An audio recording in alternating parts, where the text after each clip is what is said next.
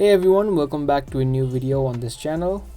If you're also trying to make your account of Facebook private, let me show you a few settings that you need to manage. Now, similar to Instagram, Facebook does not have a button which lets you immediately make your account private. Instead, you'll need to manage a couple of settings. So for that, open up your Facebook, tap on the menu on the top right. From the menu, just scroll down, tap on settings and privacy, and then open up settings. From settings, head over to profile settings and then tap on privacy. Now these are the settings that you need to manage to make your account private. Under your activity, the first option that you see is who can see your future post.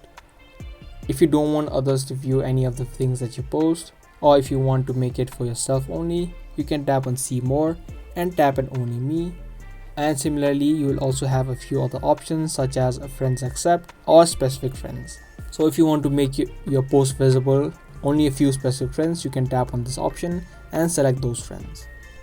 Similarly, you can also manage these settings such as who can see people, pages, lists and follows, who can see your stories, who can see your reels. You can manage accordingly. Now the next option is how can people find and contact you.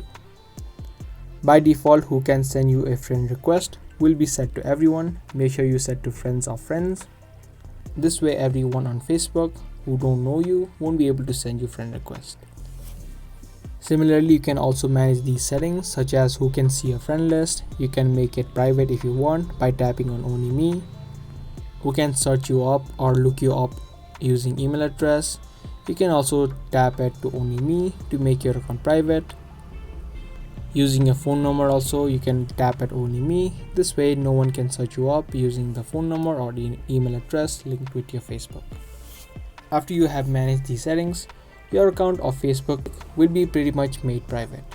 Less number of people will be able to see the activities that you do on your Facebook. So that was the video. I hope you guys liked and found this video helpful. If you did, be sure to subscribe, share and also give this video a thumbs up.